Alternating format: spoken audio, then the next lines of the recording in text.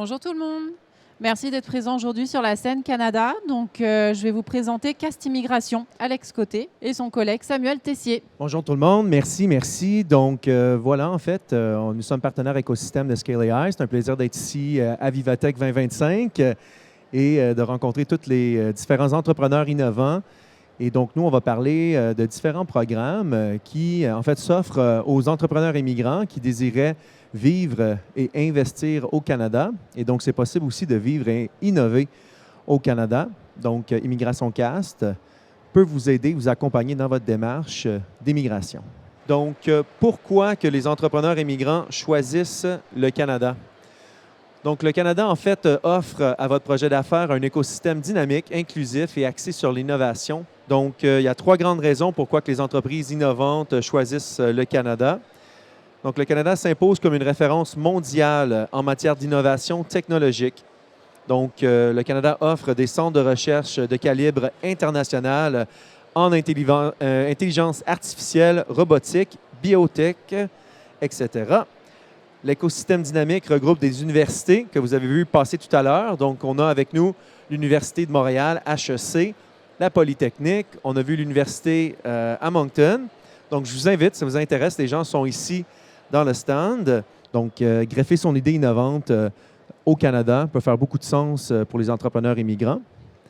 Bien sûr, il y a voilà, l'accès des talents, donc toute la main-d'œuvre très qualifiée, hautement qualifiée qu'on peut retrouver pour venir mettre l'épaule à la roue à votre projet innovant au Canada. Évidemment, le coût de la main-d'œuvre technique est très compétitif si on se compare au G7, donc les autres marchés.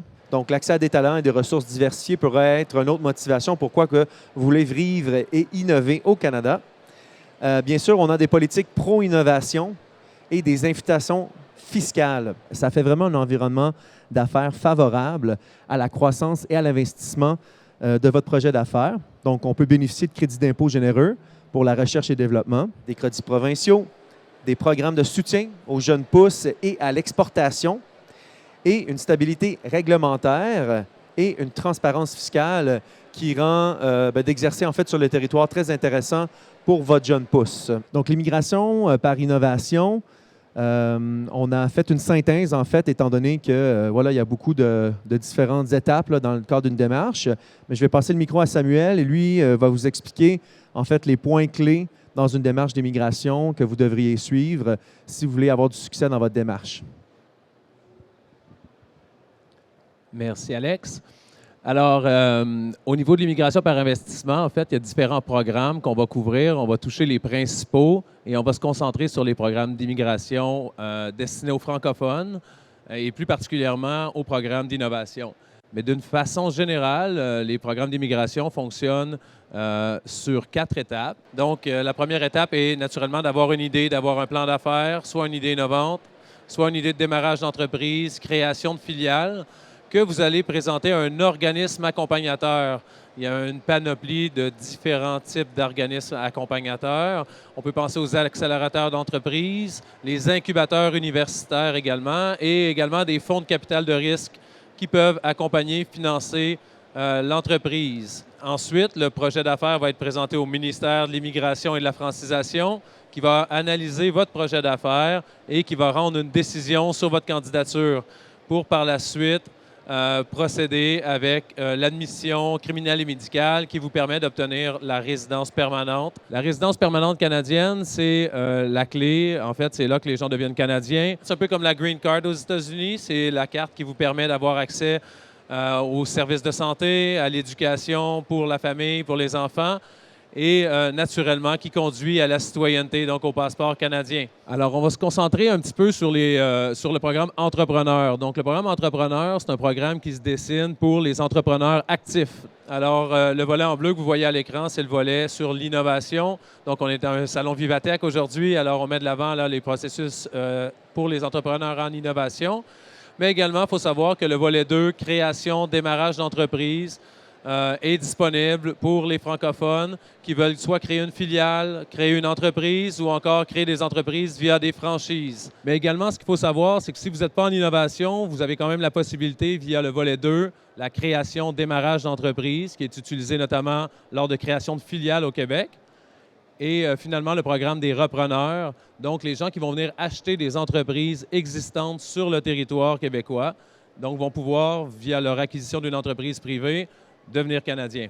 Ensuite, on a le programme des travailleurs autonomes qui va être souvent destiné pour les gens en profession libérale, que ce soit des avocats, des comptables et d'autres professions libérales pour s'installer sur le territoire. Et finalement, le programme des investisseurs qui est destiné à une catégorie d'investisseurs qui veulent faire un investissement passif via un bon du Trésor au Québec afin de devenir Canadiens avec leur famille. Alors, étant donné qu'on n'a pas beaucoup de temps aujourd'hui, on s'est dit qu'on allait comparer deux différents programmes qui pourraient s'adresser en fait à des entrepreneurs innovants, étant donné qu'on était à la Vivatech. Et donc, le gouvernement fédéral offre the Canadian Startup Visa Program. Et donc, ça, c'est pour les candidats qui désirent avoir une résidence permanente, qui veulent s'établir à l'extérieur du Québec. En fait, l'objectif de ce programme est, si vous avez une idée innovante, votre idée innovante est en mesure de compétitionner sur les marchés mondiaux. Et bien sûr, si votre idée innovante va créer des emplois au Canada, bien à ce moment-là, vous êtes capable de vous lancer dans cette catégorie. Donc, ça vous donne accès à la résidence permanente. Bien sûr, vous devez obtenir l'accompagnement d'un organisme accompagnateur qui est agréé par le gouvernement canadien. Donc, il y a une certaine liste d'organismes qui peuvent vous accompagner dans le cadre de votre démarche. Donc, il faudra aller sur le site web d'IRCC pour constater qui a le droit. C'est un programme qui nous permet d'immigrer dans toutes les provinces, sauf Québec. Donc, pour immigrer au Québec, il faut passer par un autre programme qu'on va couvrir par la suite. Il n'y a aucun capital d'investissement requis qui est demandé. Donc, c'est une société qui peut être pré-revenue. Vous pouvez avoir un Minimum Viable Product, un MVP ou non. Et les exigences linguistiques au programme sont le français ou l'anglais d'un niveau intermédiaire. Si on regarde le Québec, le volet 1, entreprise innovante, s'adresse aux gens qui veulent s'établir au Québec. Pour s'établir au Québec, on doit, d'une façon obligatoire, maîtriser le français d'un niveau intermédiaire avancé et donc CLB 7 afin de s'établir au Québec. La seule différence, c'est que voilà, il n'y a aucune liste officielle d'organismes accompagnateurs et on doit maîtriser le français d'un niveau intermédiaire avancé, ce qui représente un niveau 7 sur 12.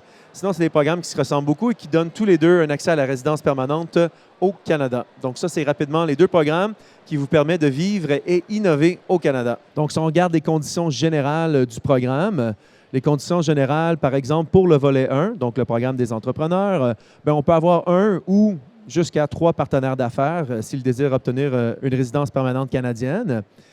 Bien sûr, vous devez détenir au moins 10 % de la valeur du capital social de votre société. Dans le cadre du volet 1, le gouvernement veut favoriser des idées innovantes qui viennent se greffer au Québec. Et donc, il n'y a aucun investissement minimum. Donc, on peut présenter un plan d'affaires et il n'y a pas des critères stricts en matière d'investissement que vous devez faire afin d'être admissible à la résidence permanente. Sachez que dans le stand ici à Scale AI, il y a toutes sortes d'incubateurs, d'accélérateurs d'entreprises qui sont présents. Donc, je vous encourage, si ça vous intéresse, d'aller les rencontrer, discuter avec eux et d'en savoir plus sur les accompagnements que vous êtes capable d'obtenir. Et bien sûr, il faut fournir un plan d'affaires dans le cadre de démarches innovantes. Donc, je vais laisser Samuel expliquer les avantages de travailler avec CAST. Alors, notre cabinet, on s'est spécialisé, c'est un choix d'affaires sur la catégorie des gens d'affaires. Ça fait maintenant plus de 10 ans qu'on œuvre en immigration par investissement au Québec.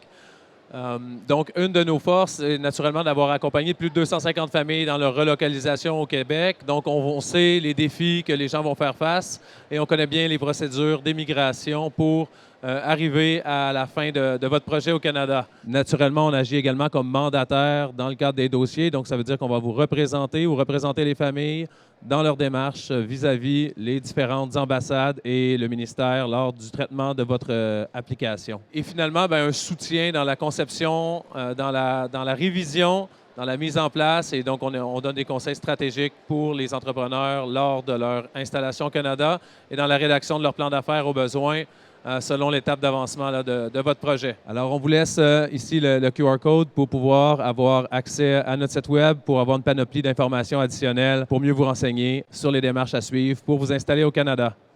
Merci à tous de votre attention et au plaisir de vous voir aujourd'hui.